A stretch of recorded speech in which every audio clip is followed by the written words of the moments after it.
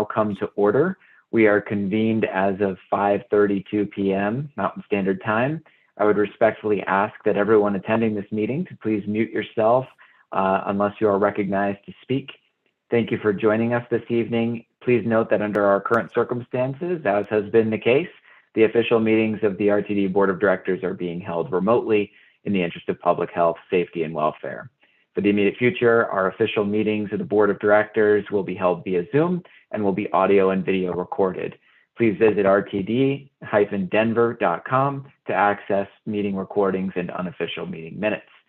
Directors and members of staff, for the sake of the record, if you would like to be acknowledged during tonight's proceedings, please raise your virtual hand and please wait to be called on before proceeding to speak.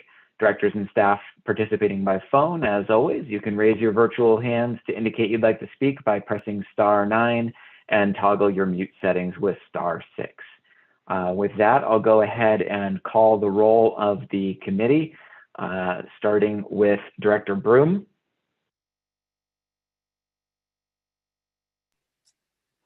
Don't yet have Director Broom here. Director Catlin? Here. Director Cook? Here. Director Deschelle? Here. Director Geisinger? Here. And Director Whitmore? Present. Thank you. And I see that Director Broom has joined us as well. Present. Thank you, Director Broom. Welcome.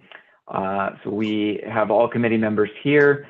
For the sake of the record, I would like to note that also joining us this evening are Directors Sloan, Director Williams, Director Rivera-Melpieri, Chair Busick, and Director Lewis. For the sake of the record, Ms. McManus, have I missed any directors that are present? None that I see. Thank you. Thank you very much. With that, we'll go ahead and proceed to our public comment period this evening. As always, we'll open up the public comment to anyone who would like to address this committee regarding any topic that was listed in the published meeting agenda for the current and for the immediately preceding month.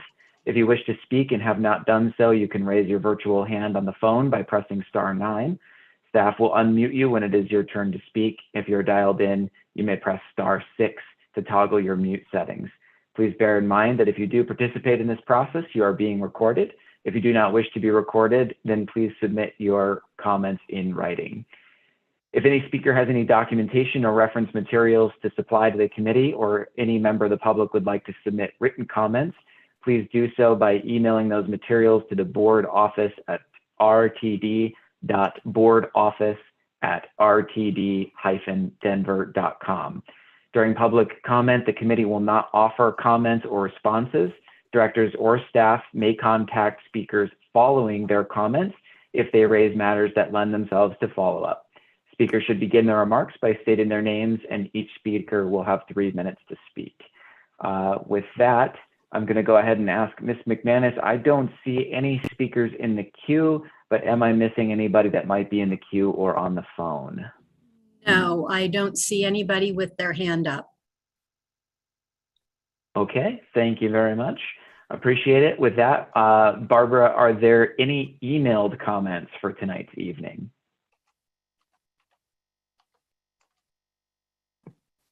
We received one email, which will be responded to after the meeting and will become part of the packet for the record.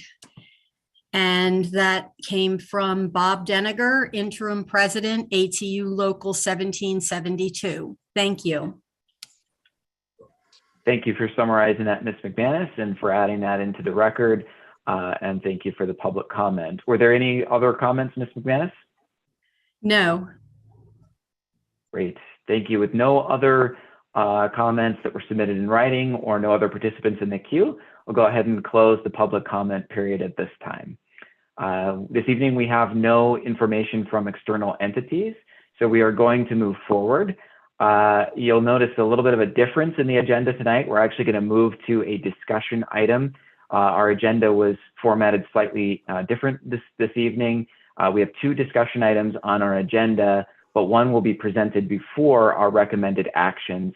The other will be presented after in its usual place. For this discussion item, the committee will be updated on the account-based ticketing implementation plan, which will be important for us to consider and hear the update on prior to our recommended action this evening concerning the MyRide stored value discount and the Title VI fare equity analysis that we'll be discussing in a moment. So with that, I will ask Mr. Doug McLeod, Chief Financial Officer, and Ms. Tanya Anderson, Senior Product Manager, to present any pertinent information on this discussion item. Thank you, Mr. Chair, and good evening. As you mentioned, Tanya Anderson is joining me. We have a short presentation. I'll be calling up that file shortly, and Tanya will be working through those slides, walking us through those slides. The account-based ticketing program, that is a new system that we've discussed with the board previously, and we wanted to give an update the progress of that project tonight. So I'll go ahead and share my screen here.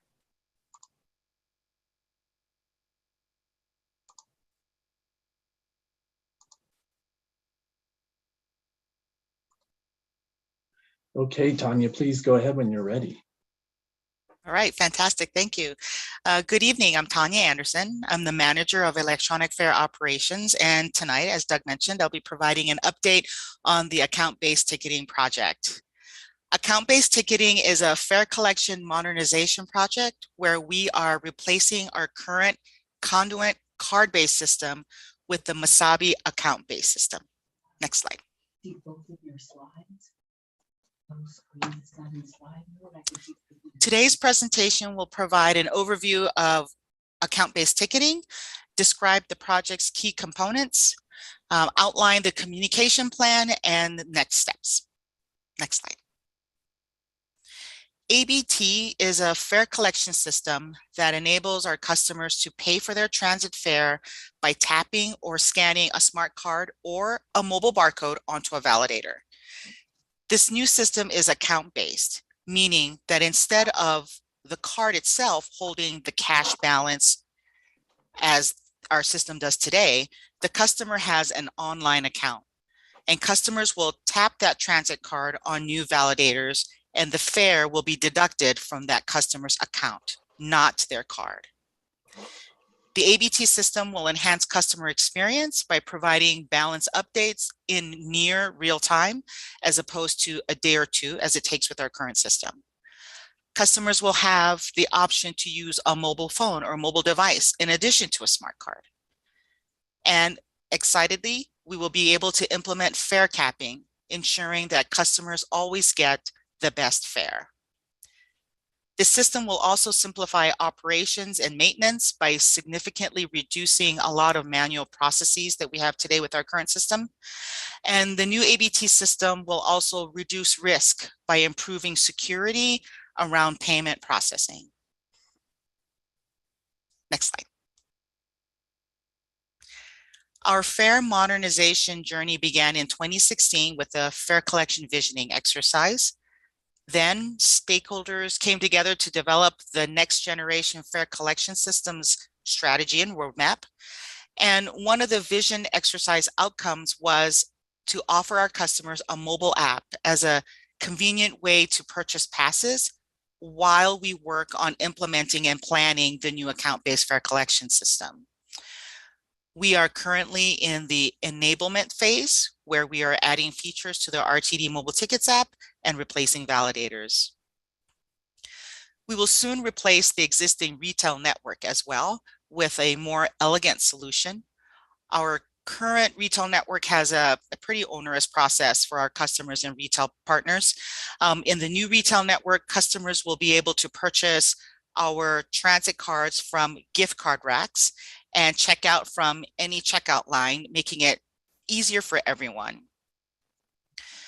Looking beyond to 2023, we're considering integrating account-based ticketing with our ticket vending machines as well. Next slide. The ABT project aligns with our strategic plan around customer value and customer excellence by offering a secure, flexible, and equitable fare purchasing options. It also aligns with employee ownership and financial success by continuing with a cloud-based, mobile first, but not mobile only, approach to fare collection, reducing capital and operating costs while maintaining pace with newer modern technologies. Next slide. The Abt project has 4 key program elements. First, an upgrade to the RTD mobile tickets app with a mobile barcode or QR code. This QR code will enable tap and ride and fare capping. Next, replacing all of our bus and rail platform validators with new validators that will accept these new tokens, the new QR code, and other tokens such as student IDs. Another critical program element is the new MyRide card. So this new card will keep the MyRide name, but it has been redesigned. It's intended to replace all of our existing MyRide suite of cards with a single design that allows for a more unified RTD branded card that doesn't differentiate our customer groups by programs or discounts. And this unified design does a really good job of aligning with our key system feature, which allows our customers to seamlessly move between programs and discounts. So for instance, a college student, for instance, that's using a college pass card can move to participating in an EcoPass program while still using that same card. Finally, we are purchasing new fare inspection devices, replacing our current iPhones, which are very difficult to maintain and procure, and replacing them with a newer Android device, along with upgrading the inspection app that will be able to read our new cards and the mobile QR code. Next slide. With many customer-facing changes associated with the new Abt system, our communication plan will be robust, early, and often. We will target and speak to all RTD customers through a variety of channels and tactics to reach every audience. We will be employing a mix of both general and specialized messaging to ensure that all customers are aware of the details of the Abt launch and understand how that Abt launch affects them.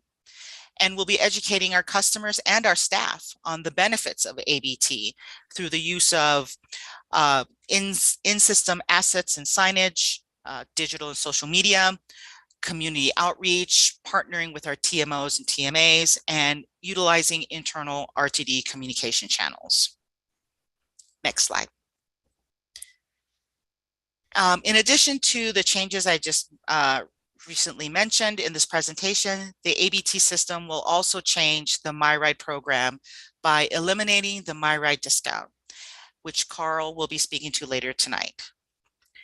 We target validator installations to begin in late July of this year, and optimistically believe that the installations will take anywhere from 9 to 12 weeks.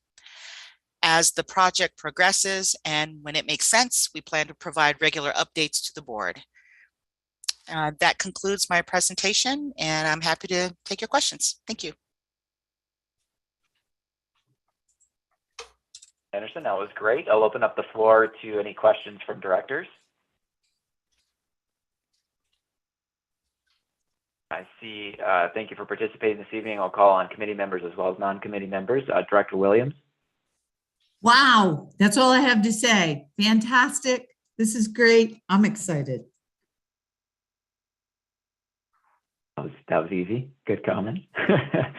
Director Cook. Yeah, thank you. Just verifying one thing, or actually two things. The fare capping means that if somebody uses a card, or I guess they'd load the card and then activate an amount that equals a monthly pass, then they would no longer have to, I mean, that would be the extent of it, right? Am I understanding that correctly, Tanya?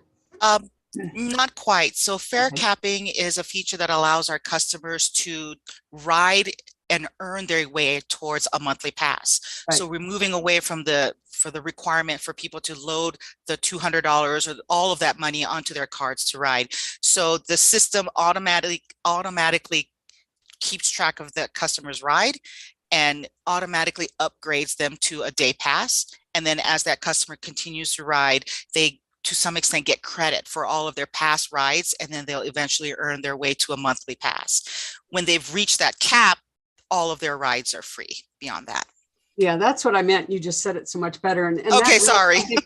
I really think that's helpful for folks, you know, in a cash flow way in some circumstances. So it's really great to see that. Second thing is, so do we have all those validators? There must be hundreds and hundreds that we're going to have to install. Are they already in stock? Have we got them in a warehouse someplace, or how sure are we that we're going to start in July? And the corollary on that is, are you going to install them in place of the existing validator? And what happens in that 9 to 12 week period? When are they no longer going to be able to use any MyRide card until you get the new ones? I mean, how do you handle the conversion is the question. Sure.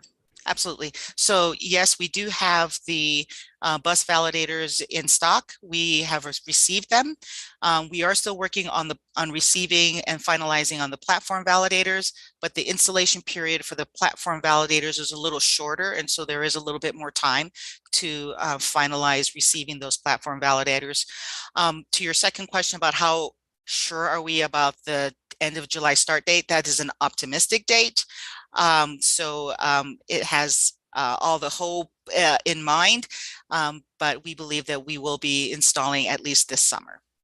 Okay, and will you continue to accept the MyRide cards we have validated on the old validators until all the new ones, or how does that conversion period happen? Sure. So for the transition period, we are able to accept all the Eco College and NICO cards, the PASS program cards. We were able to do that with some development work with our partner Masabi.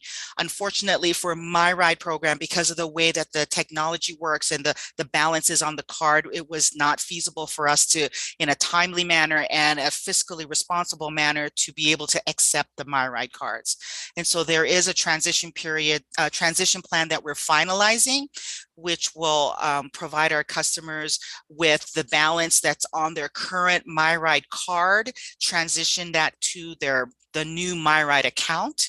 But that's kind of high level what we're working on. We're still finalizing that plan and making sure that we can deliver the best experience that we can for our customers.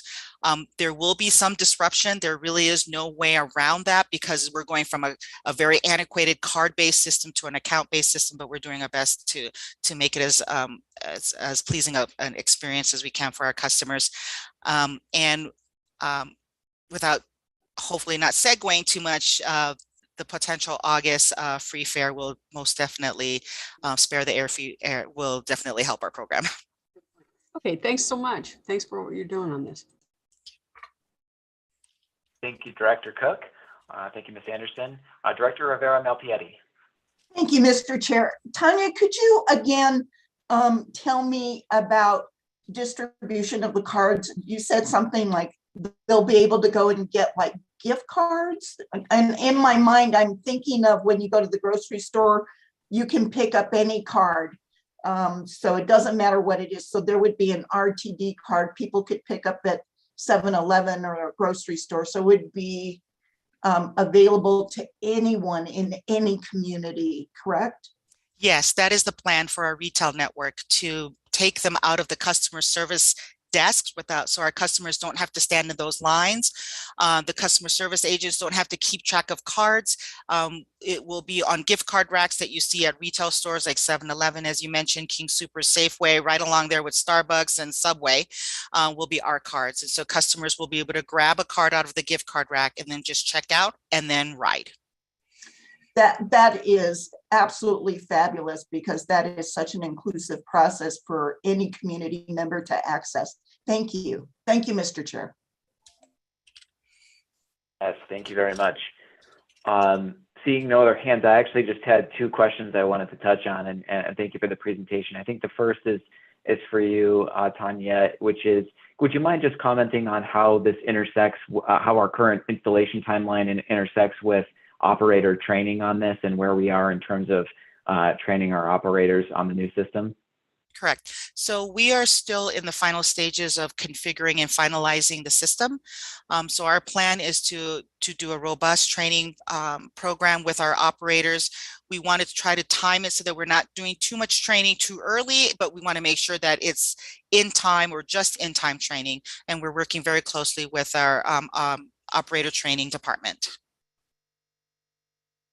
Okay, thank you. That makes sense. Yeah, and as you said, maybe August will actually give us some nice overlap and help here in that process with the disruption. The next question, just I know we touched on this a little bit offline, and perhaps this is more for you, Mr. McLeod or Ms. Anderson. Either of you could comment, but we have stored value on the MyRide cards, and given that I know some of those we had talked about are somewhat stale and haven't been used, would you mind just talking through the process of when we go to the new account-based system, how we will handle the remaining balance of the MyRide cards that may go unused? Sure. So our hope is to transition all of the existing current users, their balances from the old system to the new system. But as one of the other processes that's not directly related to the project is the state of Colorado has an achievement program, the Colorado payback program, where customers or anyone in the state that has a gift card or a gift certificate that they haven't used, different companies, they have to report those unused balances. We can't keep them. And so they're reported to the state, and then the state has a website that allows people to search to see if they have these unclaimed balances and then claim them. So we'll be working both programs to some extent simultaneously. And so there'll be some customers that will fall either into that category of where they've contacted us and their balances will be transferred over. But if those balances are to some extent abandoned, we'll be reporting those to the state so that the state can distribute those to those customers. Okay, great. Do we effectively then transfer that balance to the state for those unclaimed fares? Yes. Great. What's the timeline for that in terms of how long customers have to respond to us and react versus when we transfer the balance? It's a 5-year period. So when an account has been dormant for 5 years, that is when we report to the state. Okay. Thank you very much. Very much appreciated. Any other questions from other directors? Wonderful. Well, thank you, Ms. Anderson, Mr. McLeod, very much appreciated. And that will set us up for one of our recommended actions this evening. We're actually going to move to recommended actions right now, but up first is going to be the 2022 board travel expense reinstatement. This is for the board of directors to adopt a resolution concerning the reinstatement of fiscal year 2022 funding to be used for reimbursement for out-of-district travel related expenses in the amount of $3,000 for each director other than the board chair, and $3,750 for the board chair. Do we have a motion? So moved. Do we have a second? Great. I have Director Geisinger as the mover and Director Cook as the second. I would now ask Chair Busick to provide any pertinent information regarding this action item.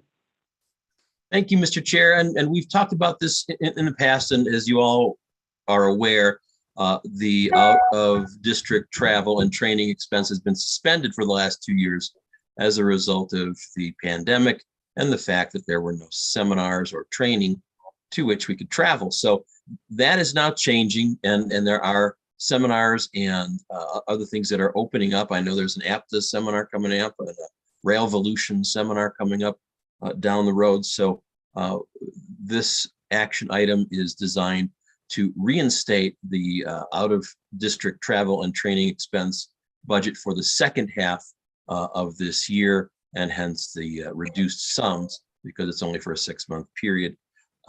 If anybody has any questions, I'm happy to take those. Great. Thank you, Chair Busick. Any questions from directors?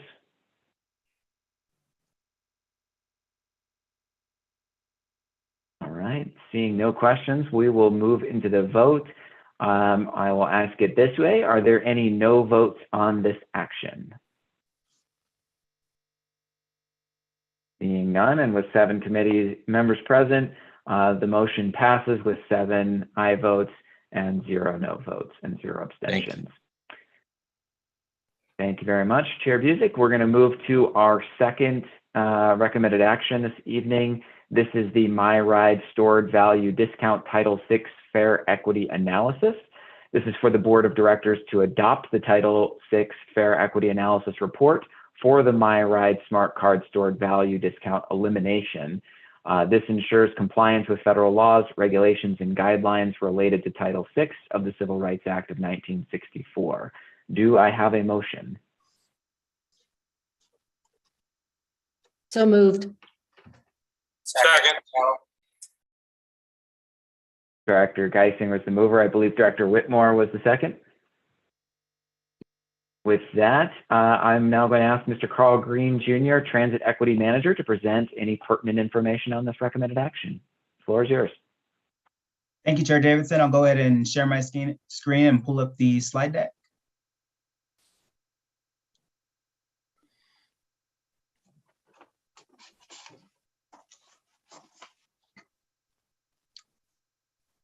That showing on the screen, Director? Yes, it is. Thank you. Perfect.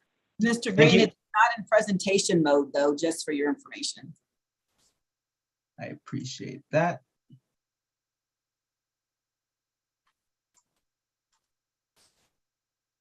All right, thank you so much for the introduction, Director or Chair Davidson, and good evening, fellow RTD Board of Directors. Again, my name is Carl Green, Jr. I am the Transit Equity Manager under or within the Civil Rights Division. Tonight, I'll be presenting on the MyRide Smart Card Stored Value Discount Title VI Fair Equity Analysis. As noted in the board report, the FTA Title VI Circular, or the Federal Transit Administration Title VI Circular, directs transit agencies of the requirement to perform a fair equity analysis in the event that there is any fare change, to ensure that the changes do not unfairly impact people of color and low-income populations. This analysis must be brought forward to the board for their awareness, consideration, and ultimate approval. Specifically, the elimination or the proposed fare changes are the elimination of the full cash fare and the discount MyRide Stored Value over the applicable 3-hour pass fare, which are the proposed fare changes. The discount specifically applies to seniors, 65 and above, individuals with disabilities, as well as Medicare recipients. Please note that the Youth and Live program customers receive no discount when utilizing the MyRide Stored Value. As Chair Davidson mentioned, this is in relation to Title VI, or comports with Title VI of the Civil Rights Act of 1964. And specifically as it relates to the FTA and our board adopted RTD Title VI program, we need to ensure that we are not only meeting compliance, but we're meeting the spirit of equity.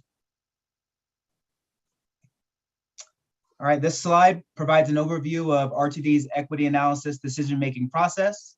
The analysis includes the determination of whether there is a fare change. So this could be an increase or a decrease in fare, an introduction to a new fare media type, or even the discontinuation or the elimination of a fare product. If the answer to that question is yes, if it constitutes a major or a fare change rather, then we need to evaluate the possible impacts specifically for people of color and low-income populations. And if during this process, if there are possible impacts that would result in an adverse effect on Title VI or equity populations, then RTD would move forward with either avoiding, minimizing, or mitigating the proposed change to ensure that we are lessening or removing that impact. All right, moving on. This slide, to measure the potential impacts on equity populations, RTD utilizes the disparate impact and disproportionate burden policies, defined here as the difference in the adverse effects absorbed by minority and or low-income persons as a result of any fare change, or the average of multiple fare changes shall not be greater than or less than 5% or impacts absorbed by the overall ridership. This slide here, just to make note and emphasize, this is for educational purposes. And this is an example to set the tone of what to expect of how we carried out this equity analysis. And what this slide presents is an evaluation of the possible impacts as it relates to Title VI population. So within this chart, if you look at the left, there is an existence of a disparate impact resulting from the proposed fare change to remove 10 ride ticket buck for customers and for minorities, because they will absorb greater than 5% of the effects compared to the overall population. And as you make note, the 7% is called out to make note that it exceeds that 5% threshold. And if this were the case, again, this is for educational purposes, but if this was the result of an analysis, then RTD again would move forward with either avoiding, minimizing, or mitigating that said adverse effect.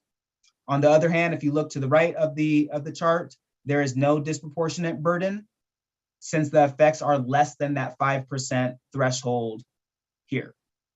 So again, just to put that up there here again, the results here are not reflective of the current equity analysis for the My Ride store value, but it's just here for illustrative purposes.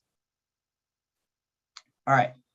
Now that we have a baseline understanding of how the Title VI policies are utilized in the analysis, I will now speak to the methodology and data sources as explained on pages 28 through 30 of the board packet. So as the first bullet point reads, the average fare analysis was applied, and what we're looking at here is it evaluates the potential impacts by comparing the average fare for minority and non-minority customers to all customers, as well as the average fare independently for low-income and higher-income customers to all customers. This comparison is completed by calculating the absolute change and the percent change from the existing fare to the proposed change across the customer demographics, specifically looking at minority compared to overall ridership and low-income compared to overall ridership. So now I'll move into the data sources. So we utilize calendar year 2019 ridership and revenue data, which allowed us to form the basis of the analysis. And then we also utilize the 2019 RTD customer satisfaction survey, which I'll refer to here as 2019 CSS for ease of explanation. But it was used directly, this data was utilized because it directly comports with the FTA data requirements for conducting a fair equity analysis, essentially ensuring that there's specific questions that are asked that comport with the FTA requirements, such as customer fare payment options, travel patterns, as well as being able to compare that across or utilizing crosstabs against Title VI populations and non-Title VI populations. And then in addition to that, I'd also like to mention that the 2019 CSS allows for weighting survey responses with like data with the 2019 ridership and revenue data. So essentially keeping the data apple to apples as we're doing this analysis to ensure that we are keeping it similar. I would also like to emphasize or make note that the 2019 customer intercept surveys differs from the 2021 customer experience survey that was completed in the fall of last year. And specifically that survey was designed as a net promoter score. So how likely a customer would recommend to their colleagues, to their friends, and their family members on utilizing RTD services. Whereas the 2019, as again, this differs from the 2019 customer satisfaction survey because it allows for the analysis to take place and to determine whether minority and or low-income population would receive a greater impact compared to the overall ridership with respect to our thresholds of our disparate impact and disproportionate burden policies. All right, I will now briefly cover down on the average fare analysis results, which can be referred again here to y'all on pages 31 through 33 on the board report, where as the first bullet point denotes, the fare change would not represent a negative impact for minority customers. Specifically, the difference utilizing our thresholds is the difference between minority and overall ridership is less than 5%. Specifically, it's negative 0.05%. And similarly for low-income customers, it would not represent a disproportionate burden given that the overall difference is less than 5%. And specifically, as it's called out in red text for both minority and low income, it's 0.07%. So the conclusions, as stated, are the proposed fare changes are expected to have a lesser impact on Title VI customers, and there's no Title VI equity concerns under our board adopted and agency Title VI policies. Therefore, no mitigations are required. However, I would like to make note that staff across the agency was very proactive in their overall approach to smooth the transition and to ensure our customers are privy and well abreast to the changes that are taking place. So we have already implemented change or mitigation measures, as well as we have planned measures in the bank, so to speak, to ensure that the overall customer experience will be streamlined and communicated that we are moving forward with this transition to eliminate these fare products once the board approves the equity analysis. So with that being said, the recommendation, as noted in the board report, is by virtue of the fair equity analysis and doing our due diligence and making certain that we have equity on top of mind, is that the recommendation is to eliminate the MyRide store value discount following the Title VI fair equity analysis being presented to the board, which you have all received today. I'll now open up the floor if there's any questions. Thank you very much, Mr. Green, and thank you for the extensive report that was provided as well, especially some of the details on the data and those mitigation measures as well. I'll call on directors. Director Deschel. Thank you, Mr. Green. Incredible report. My only question, and I apologize, I may have asked you this before, but the 5 percentage points, while not applicable here, is that 5 percentage point difference between the overall population and minority or low income population, or is it a difference of 5%? 5 percentage points. Great question, Director Deschel. Thank you. Thank you, Director Deschel. Other questions?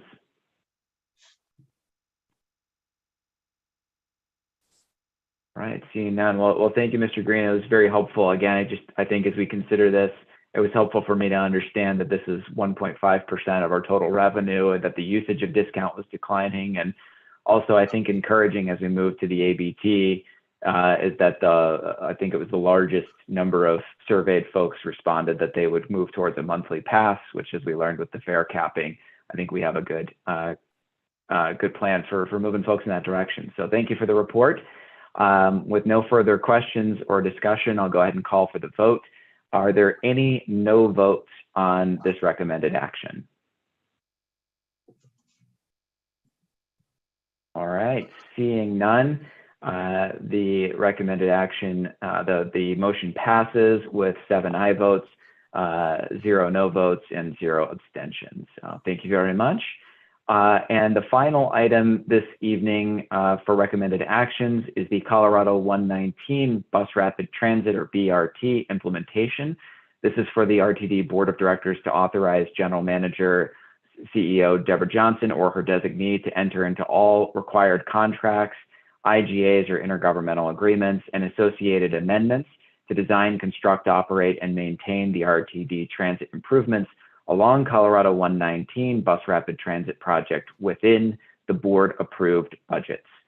Do we have a motion? So moved. I have Director Geisinger as the mover, and I'm sorry, the second was? Deschel. Director Deschel, thank you very much. I would like to ask Henry Stoppelkamp, Assistant General Manager of Capital Programs, to please present any pertinent information on this recommended action. Thank you, Chair Davidson and board members. I am Henry Stoppelkamp, Assistant General Manager of Capital Programs. This topic should look familiar. We were before you last month with an update to the board. And so before you tonight, as Chair Davidson read out, is the recommended action. Real quick, it's the BRT project along the 119 corridor with BRT stops, stations, parking rides, and then enhanced stops in Boulder and Longmont with Q bypass lanes throughout the corridor. Current budget that's been approved as of so far is $5 million.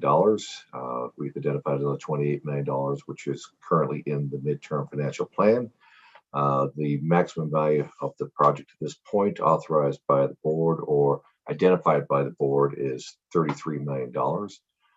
We are asking that you grant the general manager or her designee to enter into the required contracts and IGAs to work with our partners along the corridor to help facilitate this project moving forward. The funds are, like I said, have been identified in the midterm financial plan, but they do not become available for the project until they are approved by the board in the appropriate year's budget. So with that, turn it over for questions. And thank you very much for your time. Thank you very much, Mr. Stoppelkamp. Questions from directors? Director Deschel. I just have a clarifying amendment from the floor, which I apologize for not circulating earlier, but just upon reading the actual language of the recommended action, I'm happy to hold it if others have questions. Are there other, sorry, Director Deschel, I kind of missed some of the audio there. Did you say that you had an amendment? Yes, just a short clarifying amendment. Okay, but you're opening the floor to some other discussion items, so or other discussions. So other questions from directors?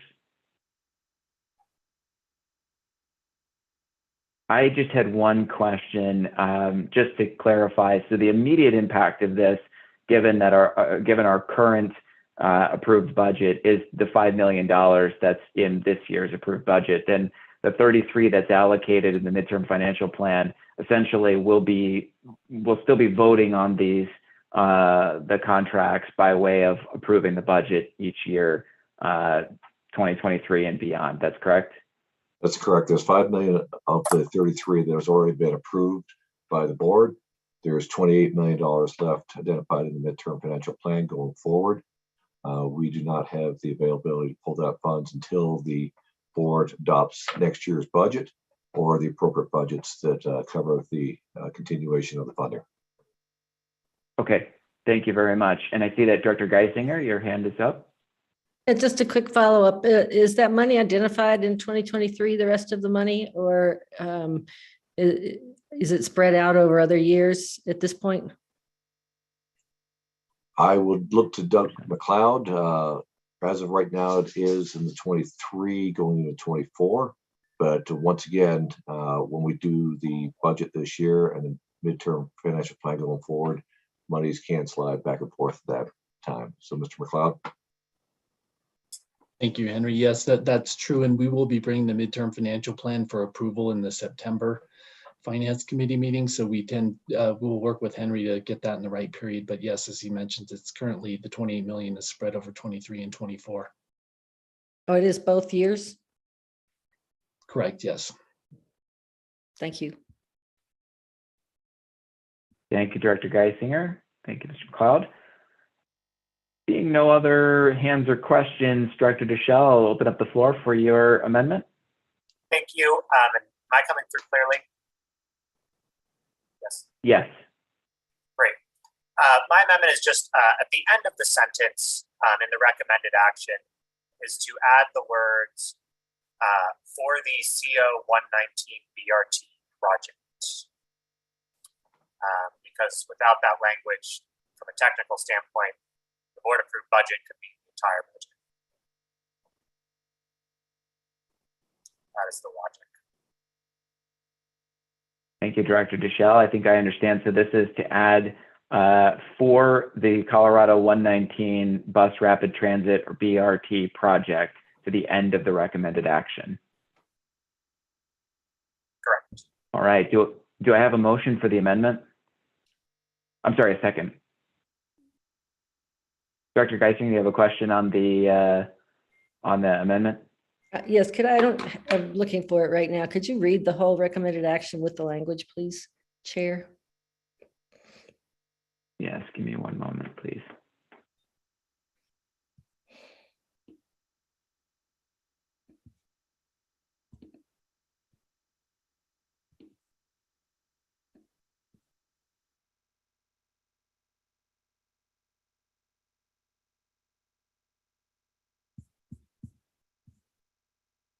For some reason, I'm not seeing the final language in this packet. Director Deschelle, do you have the language in front of you that you might be able to read it with your amended addition? Absolutely. For the RTD Board of Directors to authorize the general manager, comma, or her designee to enter into all required contracts, comma, IGAs, and associated amendments, comma, to design, comma, construct, comma, operate, comma, and maintain the RTD transit improvements along the CO 119 bus rapid transit BRT project within board approved budgets for the CO 119 BRT project, period. And the amendment is that last little language? Yeah, the amendment is for the CO 119 BRT project. Okay, thank you. Do I have a second on the amendment?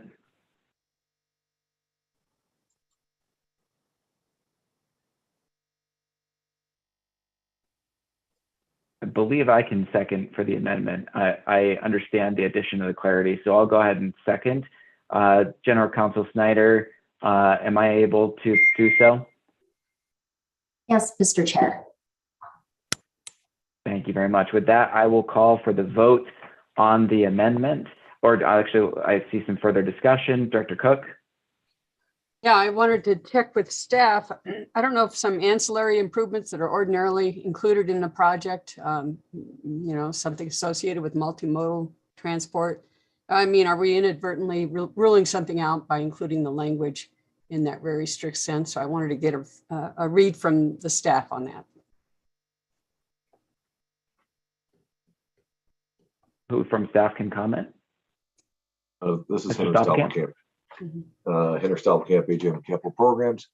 That was the intent of this motion to start with. So it comes out of the approved budget. There may be auxiliary stuff on different projects that tie into this area, but the goal for staff was to get the approval of the general manager or her designee to enter into contracts for this particular project. And currently we've got it capped at $33 million. So I do not believe a modification with this language changes the intent of the contract that the staff was putting forward. Okay, thanks. Just wanted to double check. Thank you. Thank you for the clarifying question. Director Catlin? Yes, I might be a little confused here, but do we not have a cap on the GM CEO authorization for contracts? And isn't that on the order of $2 million? And would not this expand it to $5 million to simplify the process and not to have to come back to the board for each additional additional piece of money up to the $5 million that's been budgeted? Am I misunderstanding that? That is, I think that's a question on the main motion, but Ms. Johnson, looked like did you want to respond to that? Thank you very much, Director Davidson. Right, it is, sorry. Do you have your answer? I'm sorry. No, I timed my question inappropriately, but we can park that. So we can adhere to the parliamentary procedures. Okay, let's go ahead. Well, I'm going to call the vote on the amendment unless there's any other discussion on that, and then let's come back around for that question. Are there any no votes on the amendment?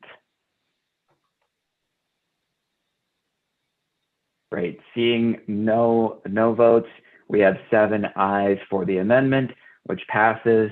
The language will now read, as previously read into the record by Director Deschel. Director Catlin, you had asked a question on the main motion regarding whether or not this effectively extends the cap for the general manager from the $2 million to the $5 million. I think General Manager Johnson, you had a comment on the matter. Please go ahead.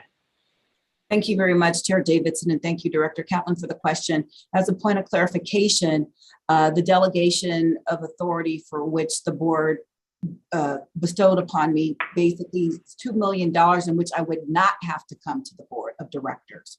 So this action here basically is enabling me with this policy body acting on this recommended action for me or my designee to go beyond the 2 million, which would be 5 million in this case.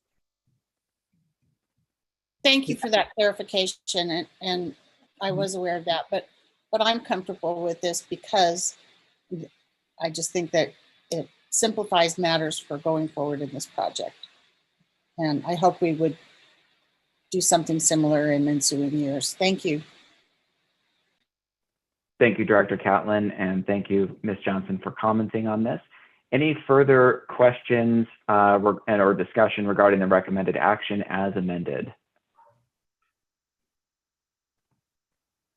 Great. So for returning to the main motion, I have Director Geisinger as the mover, Director Deschel as the second. Do I have any no votes on this recommended action? Seeing none, this recommended action will pass unanimously with 7 votes aye, 0 noes, and 0 abstentions. Thank you very much, everybody. That concludes our recommended actions this evening. We are going to return to discussion items. We do have a second discussion item this evening concerning the Reimagine Rtd project. We'll be receiving an update, and I'd like to ask Bill Van Meter, Assistant General Manager of Planning, to please present the item. Thank you, Chair Davidson. Good evening. As you just noted, this is Bill Van Meter, Assistant General Manager for Planning. Pleased to have the opportunity to have folks here in our virtual setting present this discussion item on Reimagine Rtd. Specifically, I have invited, and we have invited Holly Buck, RTD's consultant project manager for Reimagine Rtd, to provide this update on the SOP status and the plans for board consideration, our long-range financial picture, what to anticipate in the MP4F mobility plan for the future, some insights from the public and stakeholder outreach, and the schedule from this point moving forward. So Holly is going to lead us through this presentation, and then we'll all be available for questions and answers, including a key member of the RTD team. That's Doug Monroe, RTD's Manager of Corridor Planning and Operations. So that was my attempt at an introduction. Now the tag to RTD's consultant project manager and lead for the project, Holly Buck. Holly? Wonderful, thanks, Bill. Is my screen showing up properly? It is. Okay, great, thank you so much. So we've identified, we have not been with you and the board for several months. So we have put this agenda together to start with a real high level overview, reminding everyone what Reimagine Rtd is. I think we've all been having conversations about it, but not at that holistic level. So just a quick background and recollection of what the project is. Then we'll give you an update on the system optimization plan status, and then a quick update on the fiscal and financial analysis. It's very brief today, but more to come on that for sure. And then we'll spend a fair bit of time talking about the mobility plan for the future overview, and then some next steps. So just at the real high level, the purpose of Reimagine Rtd was to answer the question of what's next for RTD. And the two big top items that you see in the two first bullet points talk about looking again at RTD's fixed route bus service and making sure that those lines are optimized and the best they can be for your constituents. And providing an update also to RTD's existing rail system if there was some opportunities for that. We have done a lot of work on this, so we'll talk a little bit about that today. And then the remaining bullets really reflect what happens in the mobility plan for the future, where we're talking about staffing related challenges and opportunities for improving that, long-term parking needs, determining the location and nature of the bus and maintenance facilities as you grow, looking at fleet electrification, a review of your boundaries and how that is impacting the services that you're able to provide, and then looking at your financial planning process. So there are, within all of those, what's next for RTD, there's really 3 primary deliverables, and there's a whole bunch of subsets of deliverables within that as well, but there's 3 main categories. The first one is the system optimization plan, and that's what we've been talking about for the last couple of months. We've had a pretty big focus on that. And this is just really looking at your current services, trying to best meet your near-term mobility needs within your workforce and financial constraints. The next big deliverable is the financial analysis. So this looks at your long-term costs and revenues, and is trying to help inform what capacity you have to respond to growth in the region. So we know from Dr. Cog that you could see something like a 30% growth in the Denver metropolitan area population. Their estimates also indicate that we could have a twice that much in growth by way of demand for RTD services. So we need to understand your financial capacity to understand how you might respond to that. And then the third deliverable that we have identified here is the mobility plan for the future. And this really identifies programs and policies that help set the stage for what RTD's role is in future mobility. So we're looking out at 2050. What does RTD look like in 2050? And what steps do you need to take to get yourself there? So starting with the system optimization plan, I think you've seen some of these before, so we'll go through them in a relatively quick fashion, but do ask questions if you have them.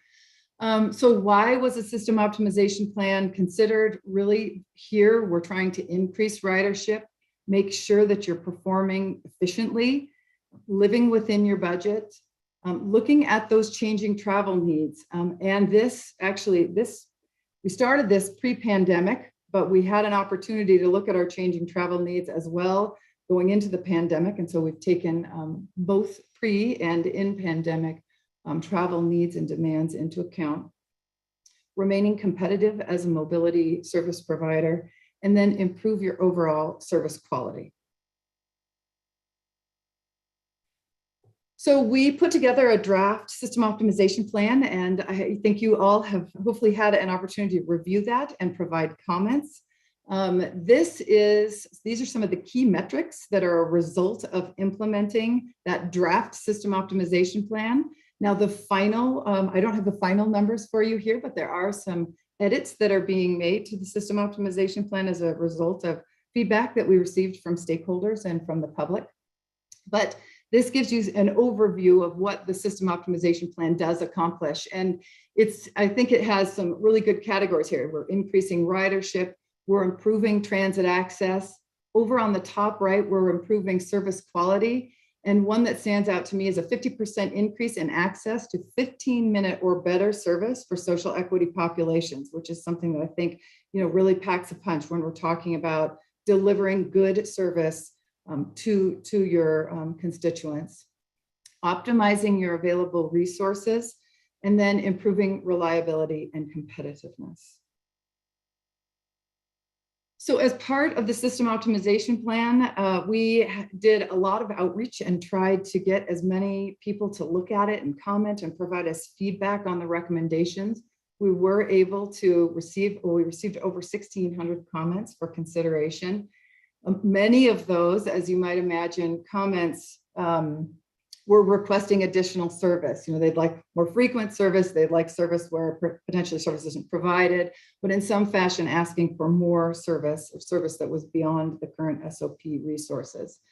And then there were a fair number of comments that were not directly applicable to the system optimization plan, but we assembled those and provided them to RTD for their information moving forward. There are things that you would expect, like safety at Union Station, for instance, comes up within the comments. And we know that that is something that RTD is actively working on.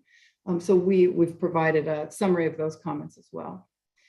So some of the changes that were made as a result of comments received are listed there on the right. We are still working on finalizing the system optimization plan, so we're not quite there. This list that was provided in your packet is already a little bit out of date as we continue to work through the process. There are 3 more routes that have been identified for some modifications based on input received. That was the 15L, the 24S, and the 43. So we're still in action, and we're hoping to have that back to you, present you the final SOP in June, and then ask for your approval in July. So at a very high level, the second deliverable is really around the fiscal and financial analysis. And a couple of things to just set the baseline for this. What we know when we started the project was that RTD was running more service than they were financially able to continue to do in 2019. So even pre-pandemic, there was service in excess of RTD's existing financial resources. So that was being addressed by deferring some of the state of good repair. So one of the things that's coming out of the Reimagine process is some recommendations around making sure that you have policies in place, that you don't defer state of good repair because it ends up costing more later. And then operating services within your financial and workforce constraints. So long-term, the projections right now, and this is, I don't think that this is new news to people, but the initial projections, if we don't have any additional funding over the sources that you have today, that there's really limited or no capacity to grow bus or rail services to accommodate that extra demand that we're talking about when the population grows. There's also not a lot of financial capacity to make substantial capital investments in the region, and it will be challenging to complete any portion of fast tracks in the next 20 years. I mean, we've had several conversations around that as we look to the Northwest Rail study that is that RTD is undertaking right now. So more to come as that information becomes available. So on the bottom here, what we flagged is, I think this is not the best news. We would like to have more capacity, financial capacity for the agency. But right now there's a pretty significant gap between what the public and stakeholders would like to see RTD accomplish and what RTD can actually afford to do. So what we're looking at, the next step for this is we're going to provide you information about what kind of capacity and what RTD's services might look like if you are not able to obtain more financial capacity. So that is scenario 1, and that's sort of the baseline. Scenario 2 will give you an indication of what RTD might be able to accomplish if you are able to acquire some new moderate levels of funding. So this might be things like debrucing, for instance. You get some additional funding through that. And then scenario 3, what could RTD accomplish if you have some pretty substantial new influx of funding for the agency? So, it's not an exercise of if we get to pick 1 through 3, it's more of an informational exercise so that you all as the board of directors have enough information to make decisions to help guide the agency as you move forward. Okay, so let's move into, now I got overzealous, I think. The mobility plan for the future. So the mobility plan for the future is based on and built on that financial analysis that we just talked about. So we look at the current state of RTD, we look at future scenarios, and then we try and figure out how RTD will respond to those future scenarios and what makes the most sense to continue to be a real positive mobility provider in the region. So the goals of the mobility plan for the future, which is the 3rd primary deliverable that we talked about, are to build on the system optimization plan. So from what we just talked about at the system optimization plan, support equity populations, and that financial sustainability. So we want to continue with those being very important sort of baseline policies for RTD, both in the system optimization plan and moving forward into that mobility plan for the future. Also looking to take some action to restore community trust, prepare for those evolving travel patterns. We know we have a lot of potential growth in ridership, and there's population growth anticipated in the Denver metropolitan area. The mobility plan for the future also looks to emerging technologies and making sure that you're prepared to integrate those into your services. And then develop implementation strategies and looks to identify performance measures so you know if you've achieved what you set out to do. So we've been working on these, the system optimization plan and the mobility plan for the future in tandem throughout this process. And the mobility plan for the future started right out of the gate when we went to our technical working group and our advisory committee, and we said, you tell us what success looks like for RTD. So a lot of the recommendations that are coming together for the mobility plan for the future are based in what that success looks like and what steps you need to take to put in place to achieve that success. So back to the public engagement that is broader for all of Reimagine RTD, as opposed to that first piece that we talked about that was very focused on the system optimization plan. We've had over 181 meetings with 4,000 attendees. We've been meeting regularly other than a pause in the project sort of in the height of the pandemic with our technical working group and our advisory committees. We've had several public meetings and focus groups, and we've had an opportunity to have some really productive outreach and input that has come in from the stakeholders and the public. So some of the key takeaways through that process, there is very strong support among all groups for serving social equity populations as a priority. Very important. We've heard that from the board. We heard that from the committees. We heard that from the public input as well. The groups and the input we receive also favored RTD acting as a mobility integrator. So there was discussion about whether they were an integrator or not, and then how far you went on the spectrum of integration. Are you the operator of scooter programs and bike share programs and car share programs, or are you integrating all of those services? And people really landed on you, RTD, would be the ideal integrator, but not the operator of all those services. The technical working group and the advisory committee supported high frequency service with transit supportive land uses over a coverage-based system. But when we came to you all as the board of directors, I'm not sure what the date was for that, but there was a little bit more leaning towards more of a coverage-based system. There's general support for more service. Everybody wants more service, strong support for reliable service. And then there was a lot of support for creating that regional transit backbone and working collaboratively with the local communities and partnerships to help operate and pay for those more localized services. So from all of that input and the analysis we did, we developed these statements. And I would say this on this particular slide, it doesn't say draft, but these are draft. And I would love to hear your feedback on these. And continue feedback. It doesn't have to just be tonight, where we have identified these 7 or so statements that we describe as if you were describing RTD to your spouse or your best friend, what RTD looks like in 2050, what would you say about RTD? So these statements, and these come from the public input and the stakeholder input that we received. So these are an attempt to describe what RTD looks like in 2050.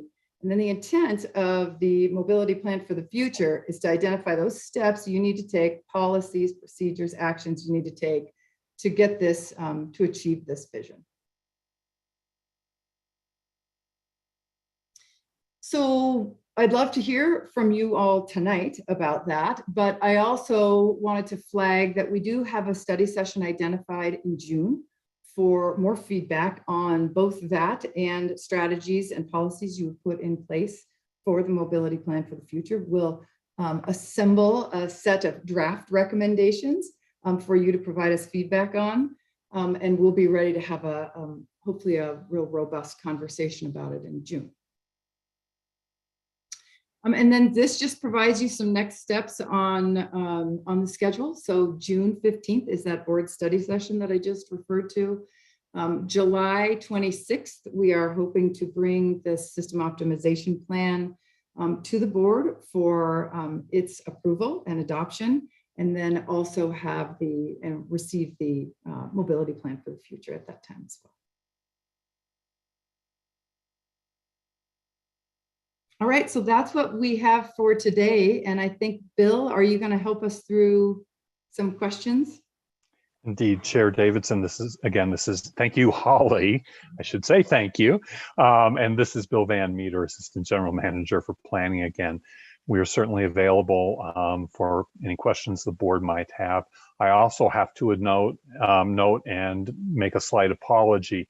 The format of the presentation that Holly just made varied, and I recognize that from the information and the format that was contained in your packet. The content and the differences are substantially editorial. There are no real content differences between the two presentations, but I fear that may have caused a bit of confusion with some of the viewers and with the board of directors. So I wanted to note that right up front. Oh, I'm so sorry about that. Apologies. Yeah, no problem. Thank you, Holly. No problem. We will provide this version to the board of directors, so you have that as a reference following this meeting tomorrow. But again, the information in the two presentations from a substance standpoint is consistent. So, Chair Great. Davidson, well, thank to you. you. Yes, thank you, Mr. Van Meter. Thank you, Ms. Buck, for a great presentation there. It's very helpful. And Mr. Van Meter, thanks for pointing out the difference in just as we reference the packet pages and slide numbers tonight.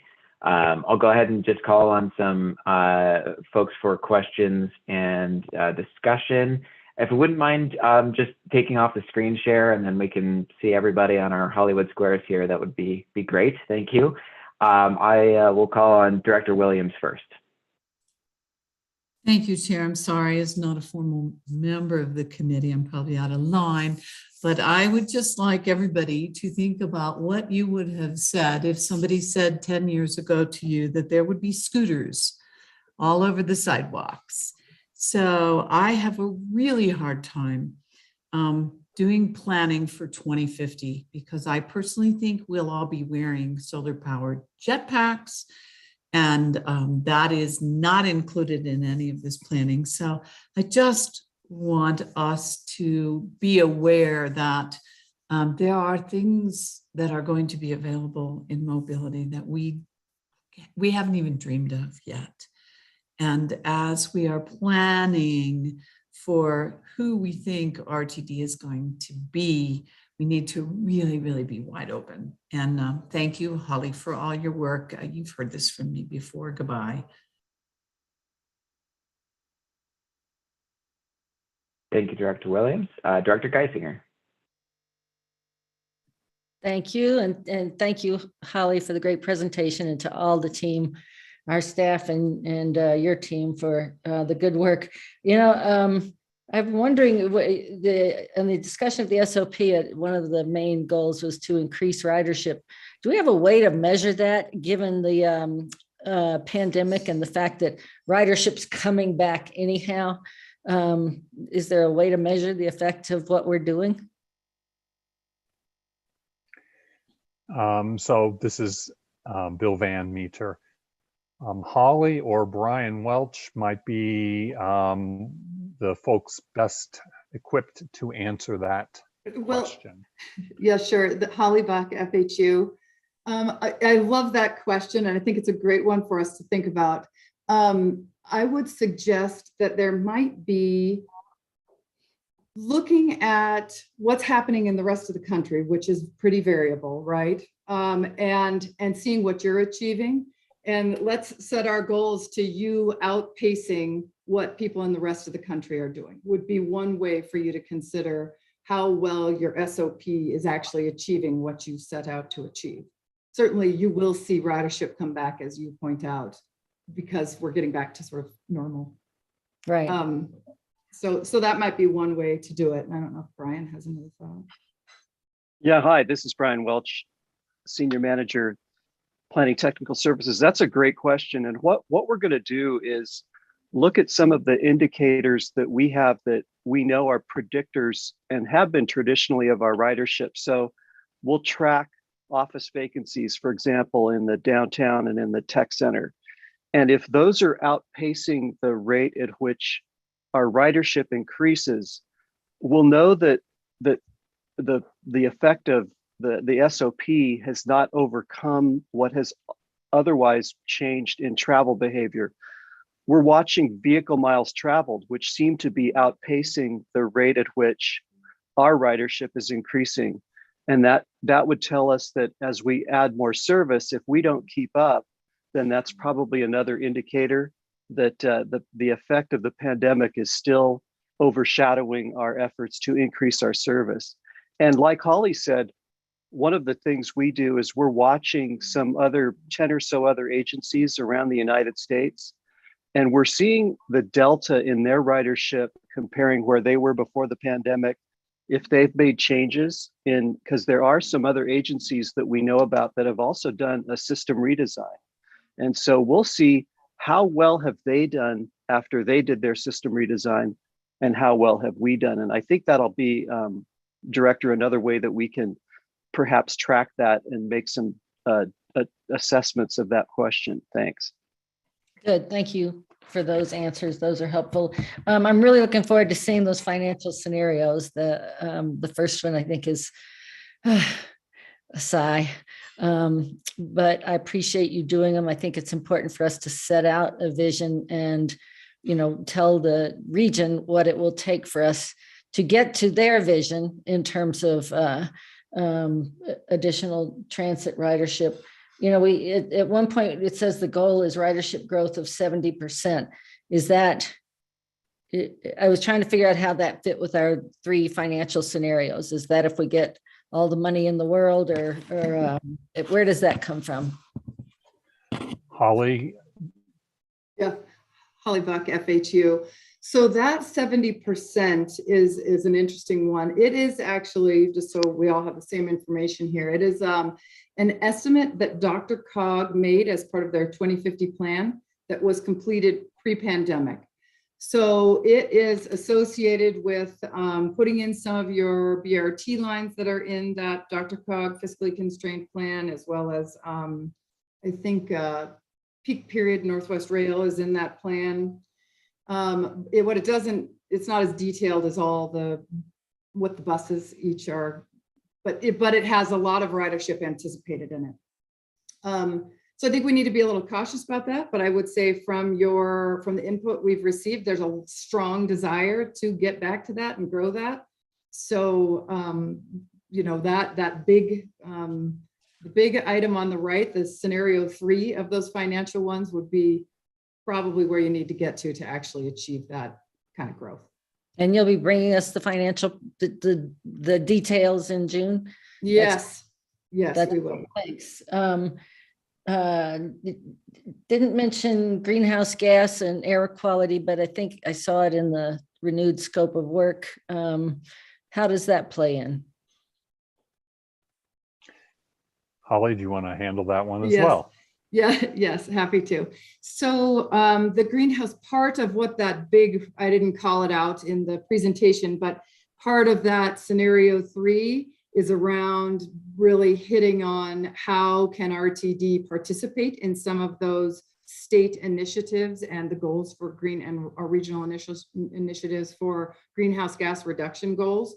And you can really start to, pack a punch with how many boardings you're able to attract to your system when you get into that level. And that was part of what that scenario was trying to address, is the bigger investment to help achieve some of those goals. Thank you. Mr. Chair, I've got 2 or 3 more questions, but I think what I'll do is, if you don't mind, let other people go and then see if my questions get answered. Thank you very much for the answers. Sure thing. Thank you, Director Geisinger. Director Deschel, please. Thank you, and Director Geisinger, just to put a finer point on your question, segment beautifully. It would be really great to see when it comes back to the board, the greenhouse gas account and the difference between Plan 1, Plan 2, and Plan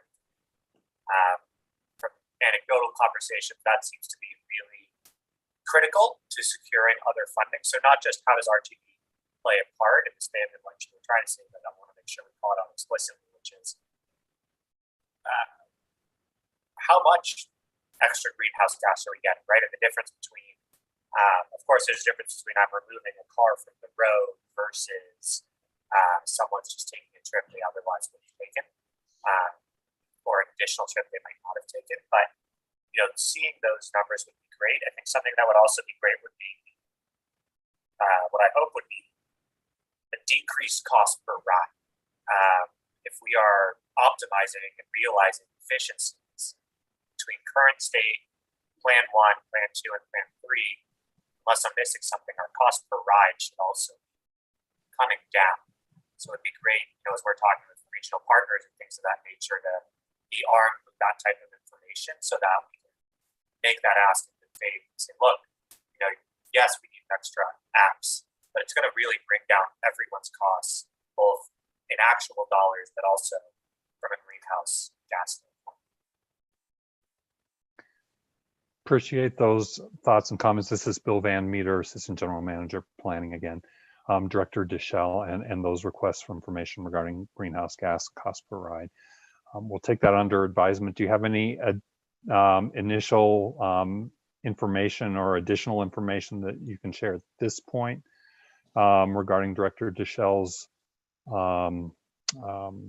queries? Holly. Yeah, I should come back to you on that. I want to make sure that we are well coordinated with the Denver Regional Council of Governments, and they are the official modeler of greenhouse gases. So we can provide some high level looks, but I would, before I make any promises, want to make sure that we understand what they are able to provide in that more, that broader detail that you've asked for. Appreciate, again, this is Bill Van Meter, AGM Planning. Appreciate that note, Holly.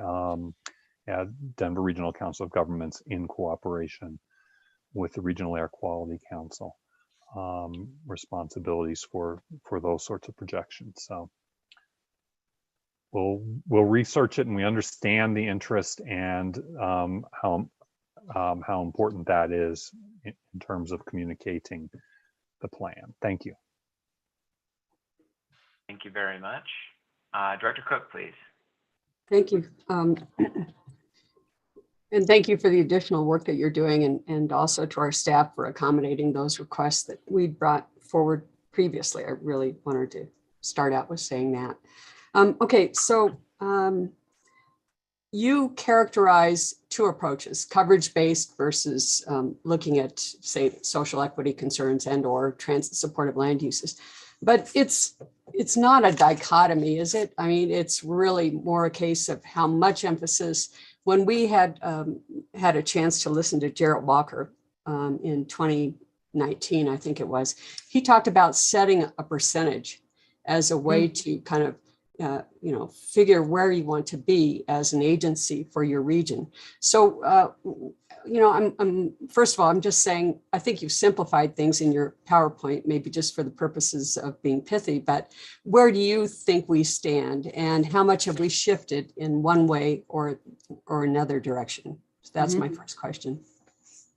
So, Chair, this is Bill Van Meter, Assistant General Manager, Planning. And so exactly to Director Cook's point, it's not a dichotomy. It really is a continuum where you could go to one extreme or another. We've always recognized that we were not going to go to a coverage extreme at the cost of ridership and serving equity populations, and that there were also pressures and other interests that precluded us from only allocating resources to a few select high-performing routes, that we would end up somewhere in the middle in this continuum. And I think we've received good guidance and input in terms of ridership response through the pandemic, in terms of information and guidance and input from you, the collective board of directors, from our key stakeholders, from our customers and customer base, kind of informing that. And so just wanted to kind of set that context and understanding. That's how we came in, and that's how we're thinking about it today. Before asking Holly if she has any additional insider information or response to Director Cook's question and my response. Yeah, that's great.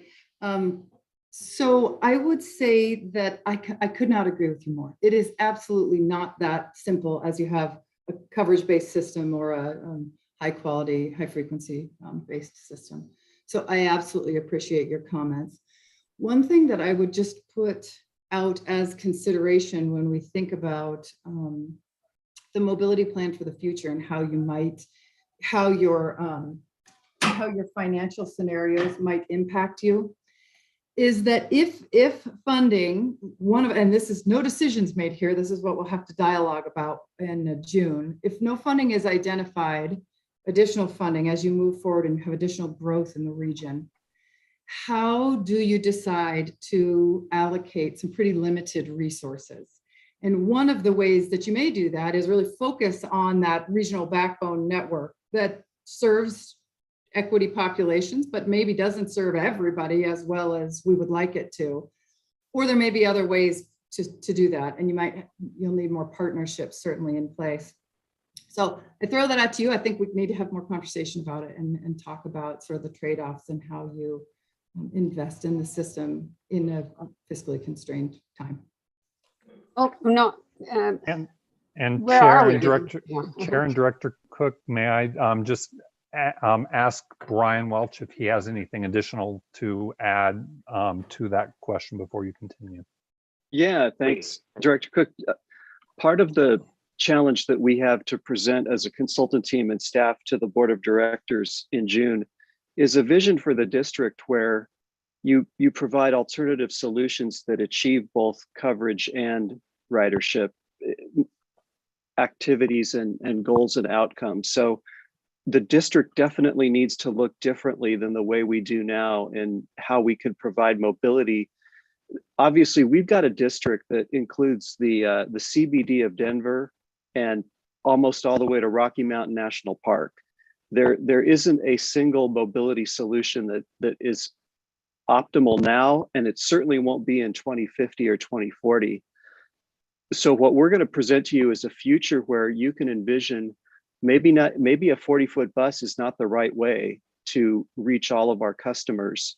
And maybe we really need to emphasize, if we want to achieve service to everybody who needs it and wants it, there's got to be some different ways we can do it, given worker ridership, financial challenges, all of the things we face in a district that's so disparate in terms of the environments that we serve.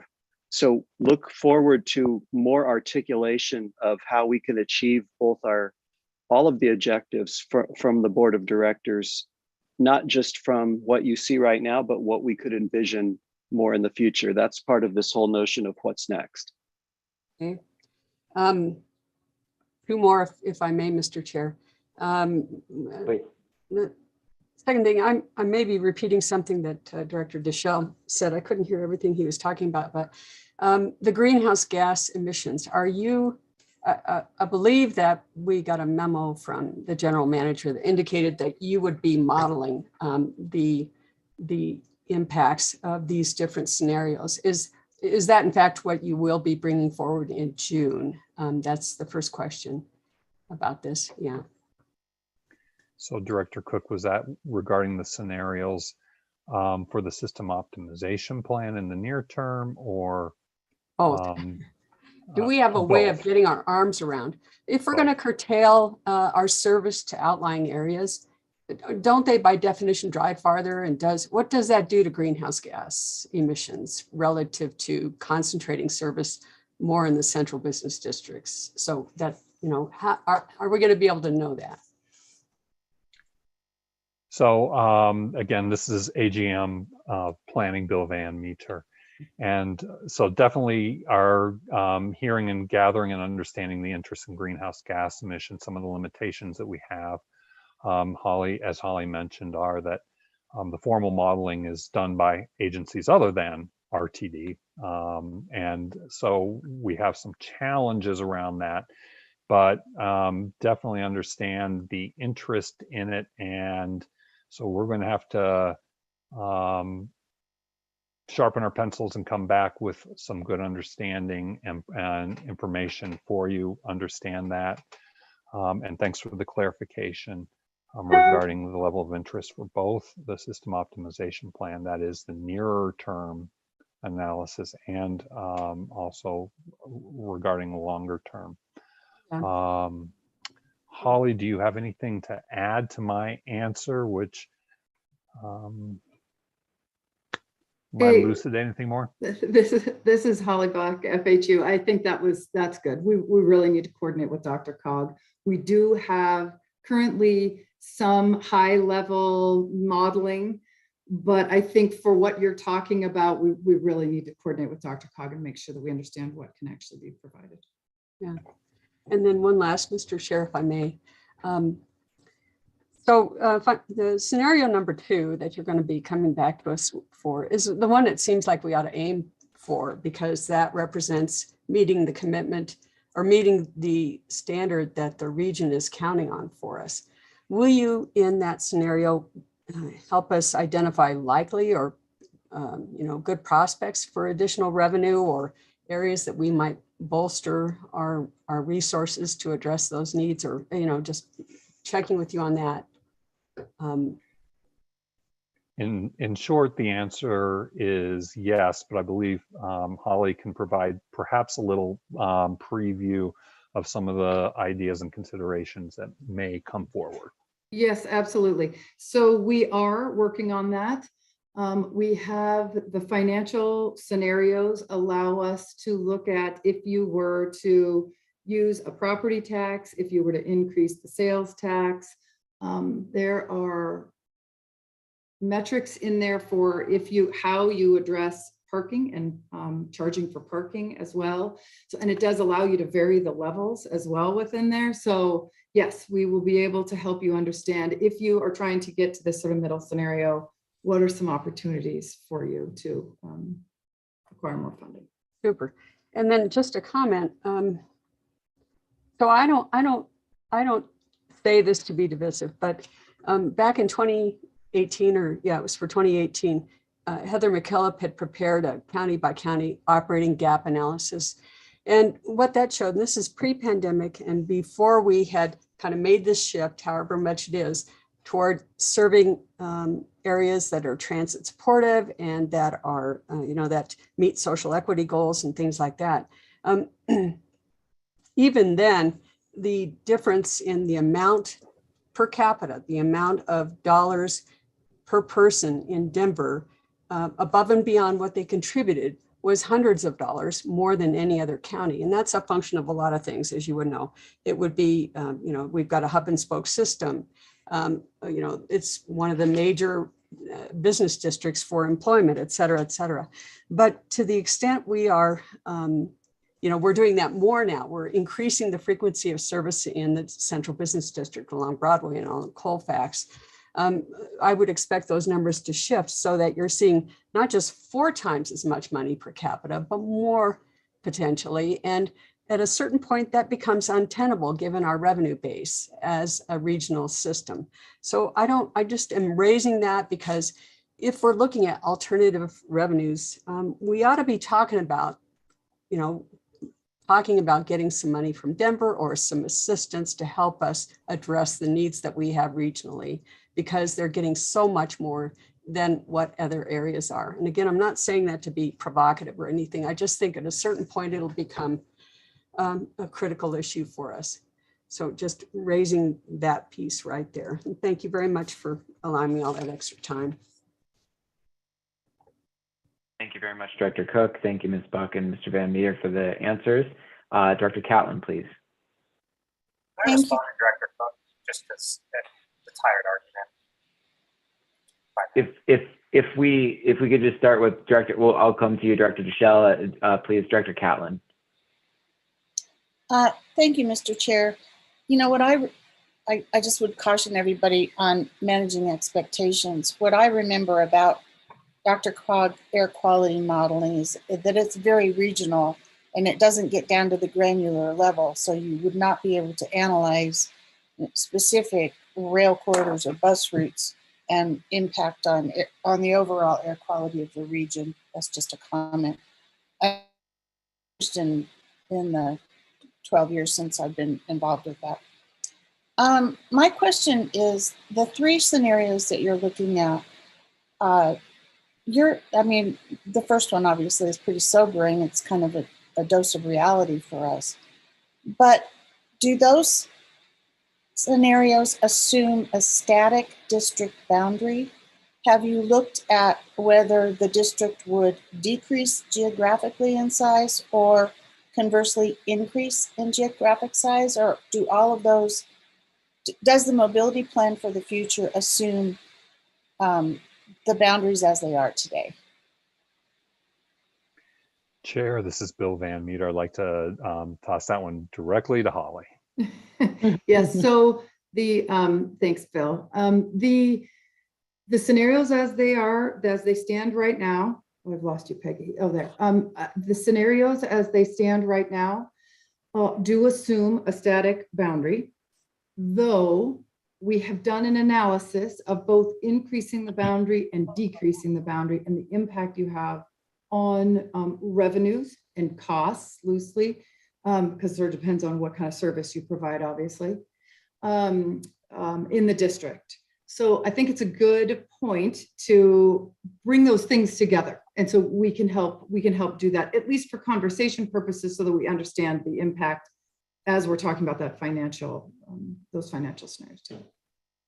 And one more, if I might, just in response to that, as Director Williams pointed out, we just don't know what things will look like in 2050. And so I just didn't know what impacts that could possibly have. So thank you. I'm glad that you did look at it.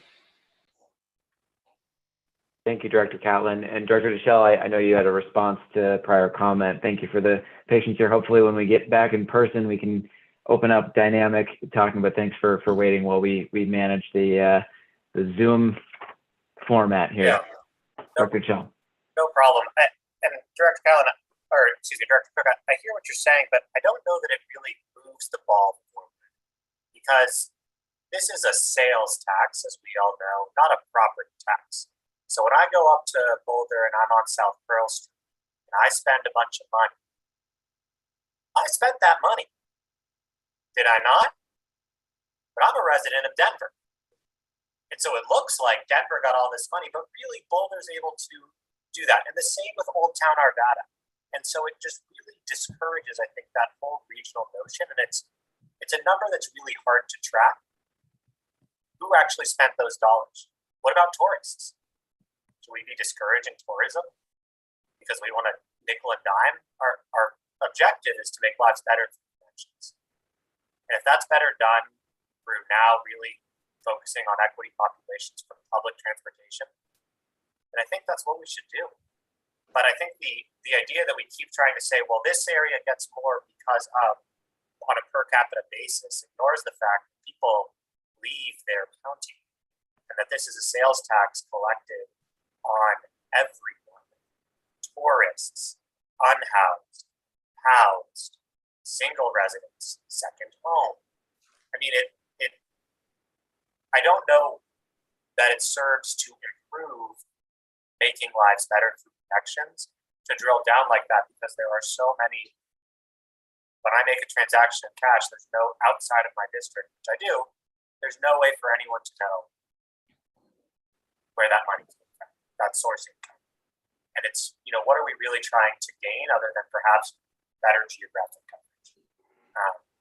And so for me, if we're really trying to move forward, we're really trying to work regionally, we're really trying to look at alternative partnerships. What does drilling down in that way do besides catch a few headlines or maybe a tweet or two about a perceived inequality?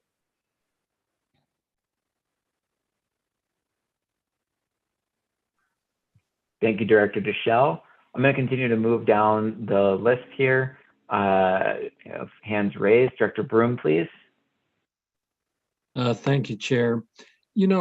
I'm more worried about how's RTD going to survive over the next 20 years or so. Unless we solve our personnel problem, we're going to lose all of our customers. Over the past number of months, each time I ask staff, how are we coming with filling all our vacancies? Well, we're treading water. Well,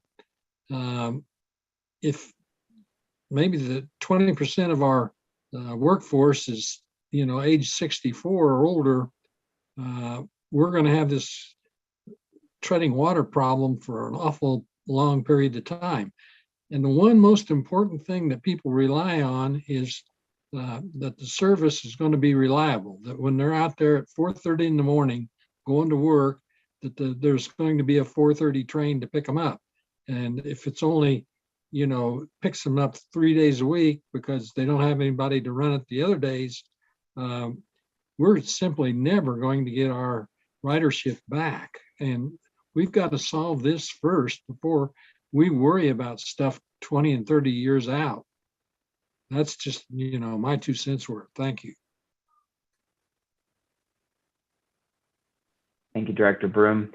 Director Broom, are you looking for any comment or update on the matter here? Well, if it's different than we're treading water.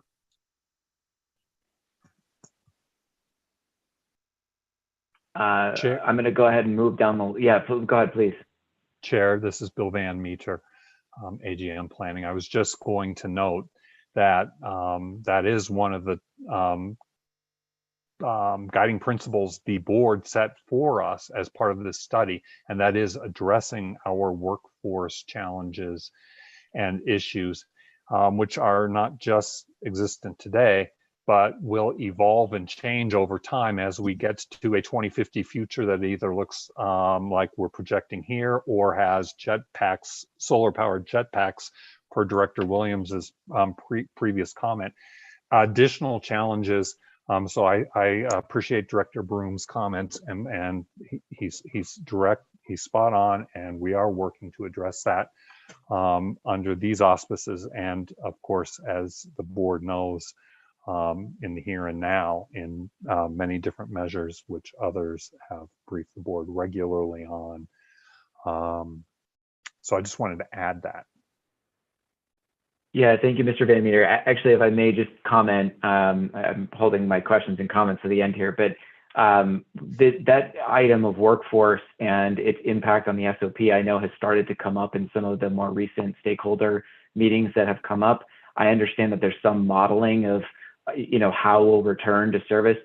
Maybe just a follow-up question to Director Broom's comment there. Is that something, when we're looking at the SOP in the study session in June, in addition to looking at some of these financial scenarios in a little bit more detail, will we also look at some of those scenarios of, how quickly or where we return, how SOP is impacted by workforce? Do those models exist, and do we plan to go look at those in the June study session? Chair Davidson, that's a question beyond my capacity to respond to at this point. Yes, thank you, and apologies for drifting a little bit off topic there, but I think understand, it does relate in. Yeah, I understand the import and interest. And then I see Mr. Saroy has raised his hand here. So Mr. Saroy, if you have a comment on this, please go ahead. I was just going to relate, just in terms of my conversations with Jesse Carter, as we've been talking about the sub-regional service councils and relation to the implementation of the SOP. I mean, it is it is completely resource driven. The one things that I would say related to that is we want to use those service councils as a model to have discussions and dialogue about service. And the idea that we can say, you know, where do people see the needs or the priorities for the different sub-districts, and then use that to inform future run boards. But what I think the challenge that we've always had is typically when we have conversations with stakeholders that they want that immediate impact, and it's the next run board. One of the things that I think that we can do with them is talk about, you know, where the trends are in workforce, how the classes are going, how, you know,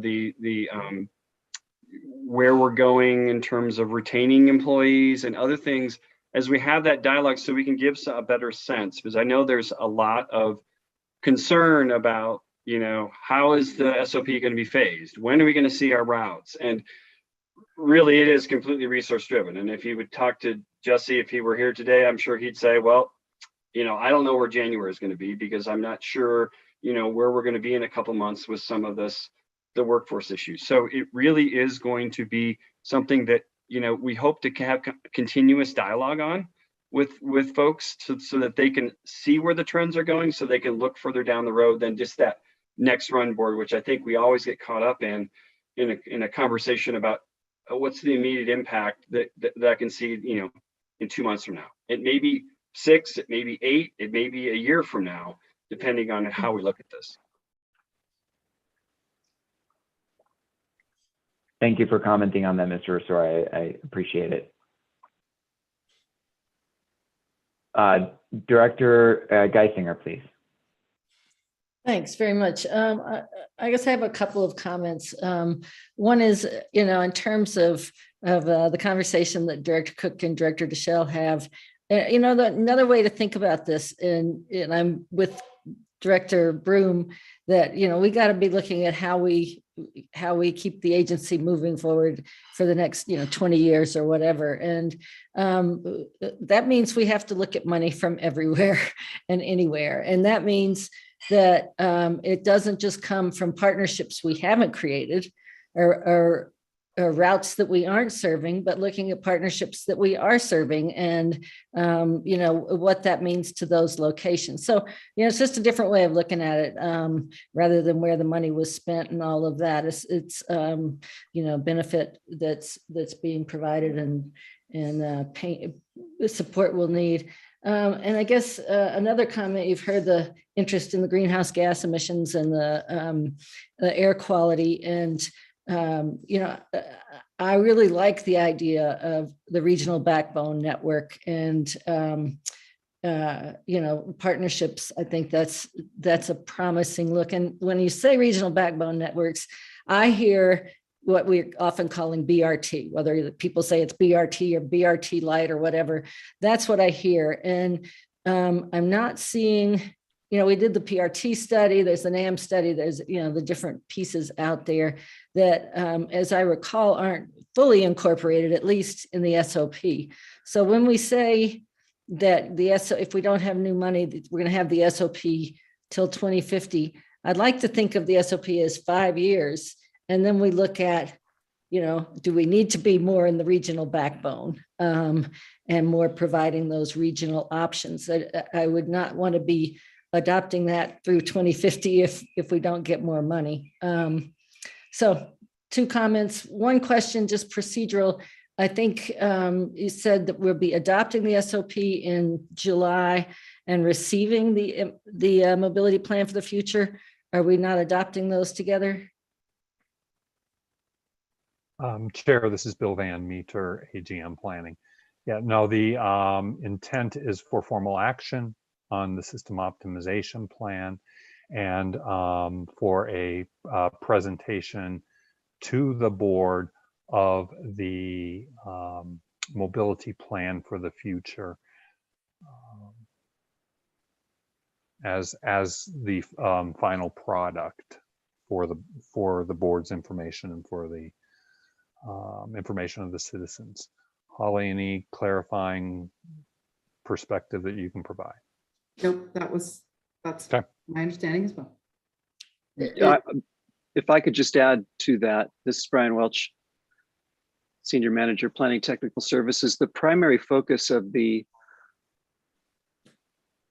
Reimagine Rtd will be follow-up items for the board to consider. For example, we will present to you a harmonization of the strategic plan that you adopted with some of the key actions of Reimagine Rtd and how those would move forward. We'll have a series of follow-up policy tactics, decisions, and strategies that the board is going to have to pursue that really don't lend themselves to be adopted in the mobility plan for the future, but will point you in the direction of where you need to go next, because there will be a whole list of those. That'll be the primary action-related aspects of Reimagine Rtd and the mobility plan for the future. It's not anticipated to be selecting a list of projects and corridors or anything like that. It's more a key policy document that will take you from where you are now to point you to where we need to get and how you could get there and the choices that you'll need to make. That's the real intent of it. You won't be picking, for example, a scenario. You'll be faced with subsequent decisions in the, for example, you're going to have to make decisions in the midterm financial plan on how you want to move forward. You'll be making decisions in how you want to approach projects as they're presented to you in the RTP. These are all action-oriented implementation steps that are going to be the heart of Reimagine Rtd. And we'll give you a much better preview of that when we present to you at the study session, so you get a better feel of that. And while I have the floor, I just wanted to really quickly, we've heard multiple comments about Ozone and Ghg. We concur with you. We understand the importance of that in our region. It's a key aspect of our lives. What I just want to frame for you, though, how we'll bring this back and not over promise and under deliver, but what we'll be able to do. I think you'll remember from the 2019 Quality of Life report, if you were here for that, we documented that RTD's impact on Denver metro area GHG is probably less than 4%. So us, when we were providing 350,000 boardings a day, we were less than 4% of all of the GHG emissions. So what we can do for you is tell you the impact that our ability to provide additional diversion of people away from polluting cars to our services, how that moves the needle. We're doing the best we can to make sure that our system is as clean and reliable and lead and all the good things that minimize our impact on the environment, without question. But our primary focus when we come back in June is we have done some modeling, and we do have a sense of how we can move the needle on ozone and GHG. But please understand that in the context of, I think right now, Holly, in the region, there's about 84 million miles of trips right now on a daily basis. 15 million trips are made.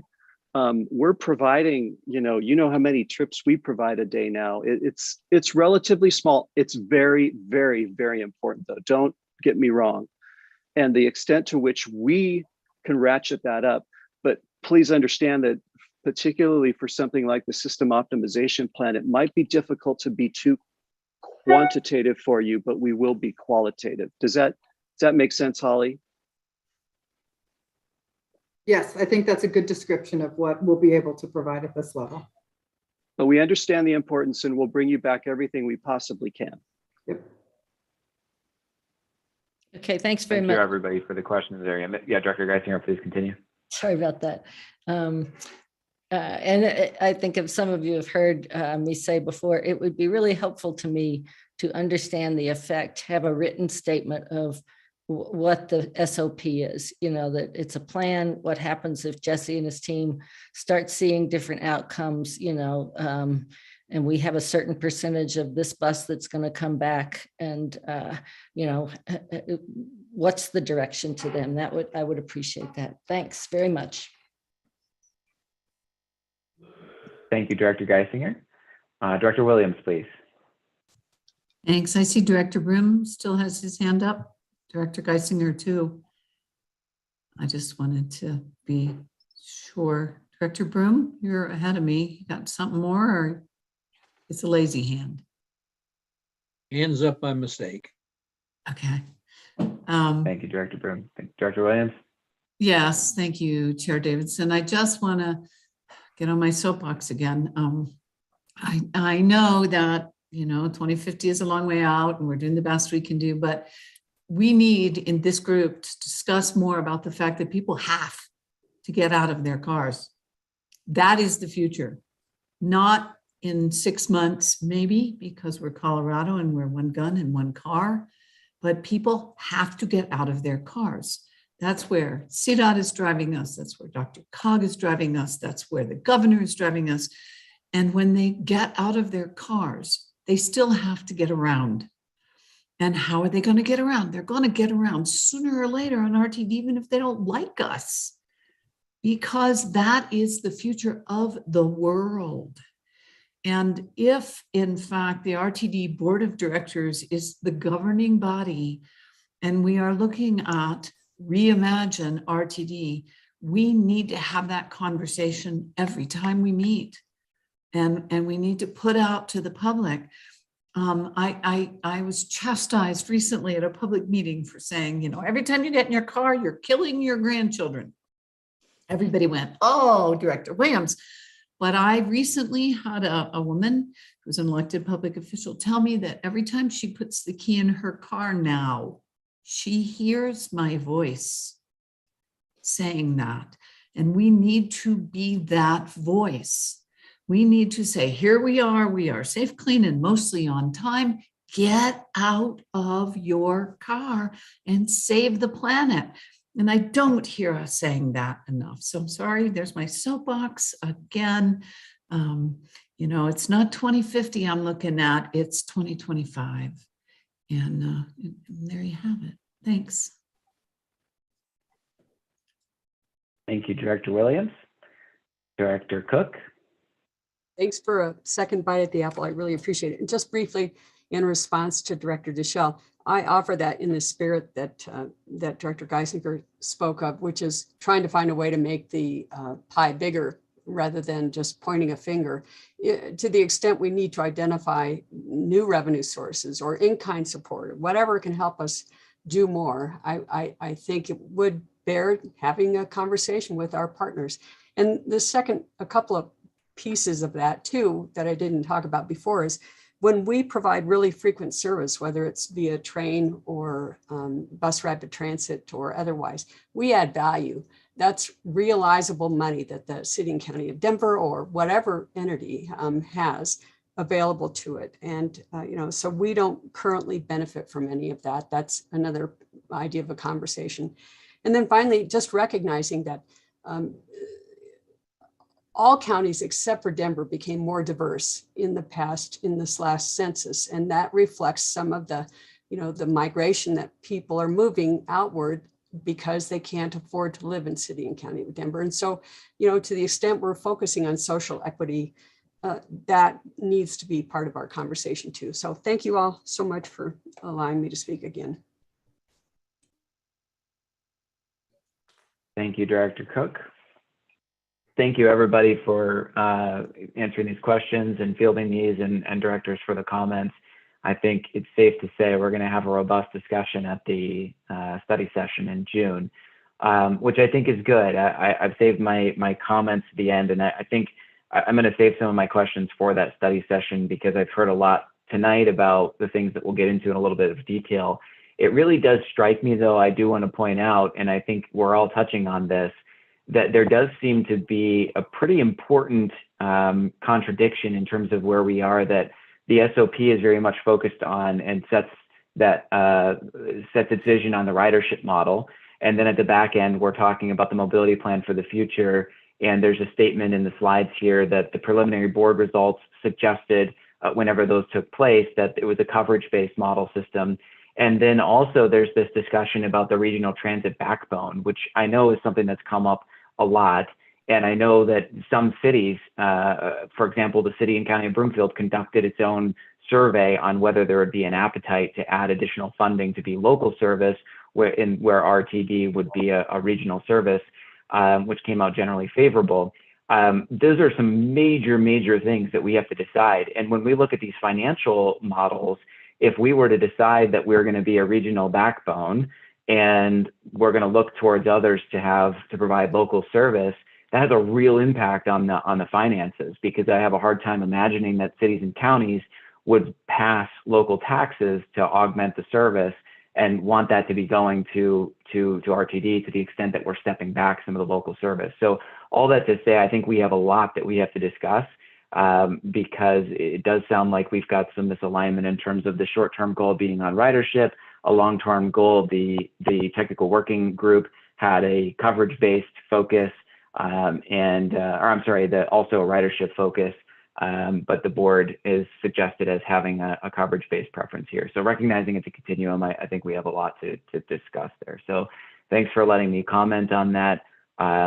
Certainly a lot to reflect on before we get together in June. And I think implied in this, there's some pretty strategic decisions that we're making with what we decide to move forward with on here. So any further questions or discussion item or points to be made on this discussion item?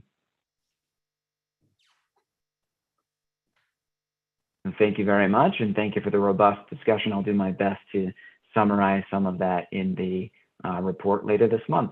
Are there other matters to come before this committee? Yes, Director Sloan, please. Yes, first, I appreciate the committee allowing me to speak and listen to this really thorough conversation. I think this committee has been making a significant contribution to RTD governance, and I'm looking forward to the June study session. What I would like to raise is a resolution that came up at your last committee meeting about free fares on election day. And these free fares were to encourage voter turnout by making voters voting more accessible to our customers and others in the metro area. For the same policy reasons and with the same intent, for that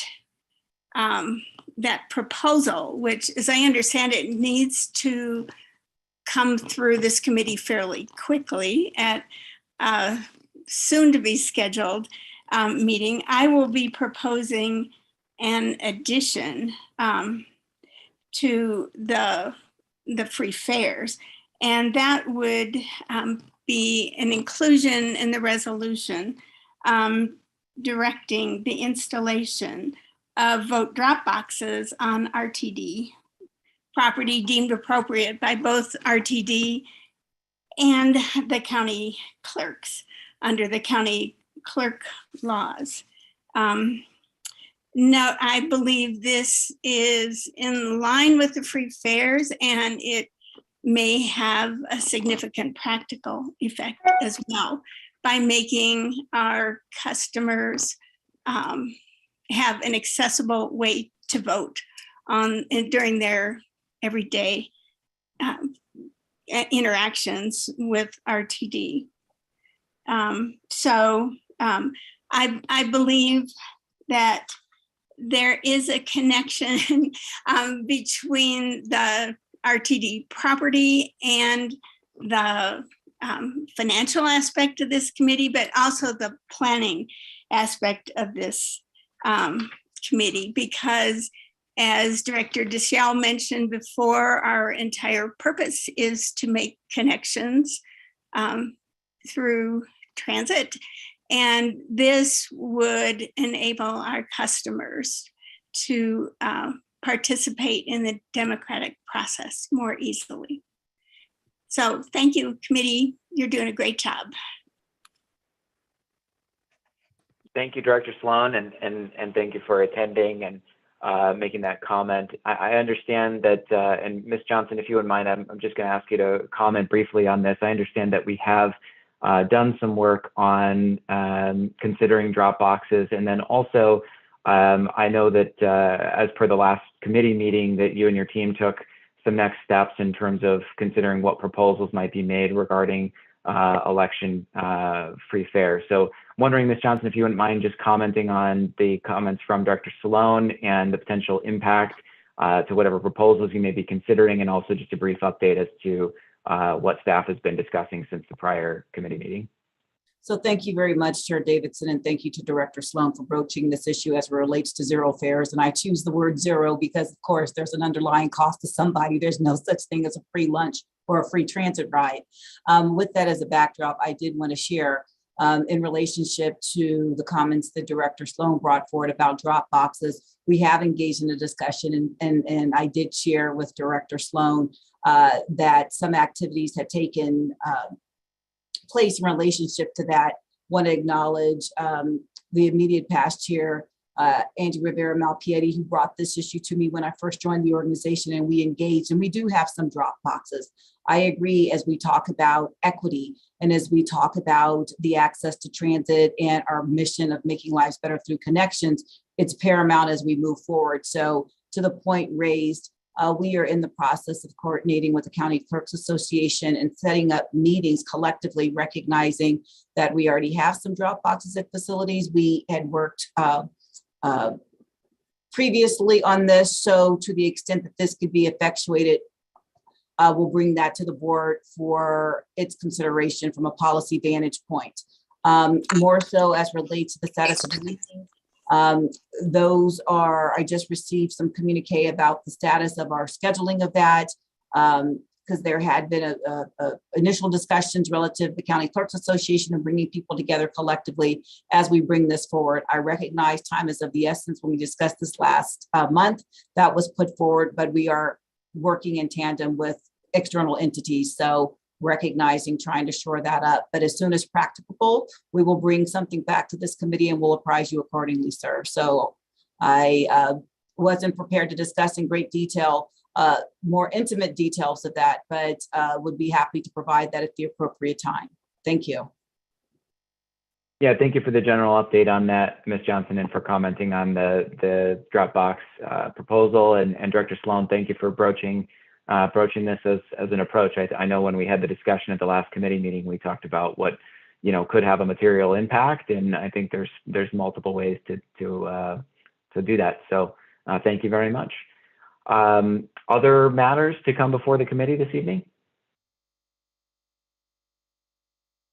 Okay, seeing no additional matters, we're gonna just we'll wrap up here. So the next meeting date is going to be Tuesday, June 14th, 2022. That will be the next Finance and Planning Committee meeting.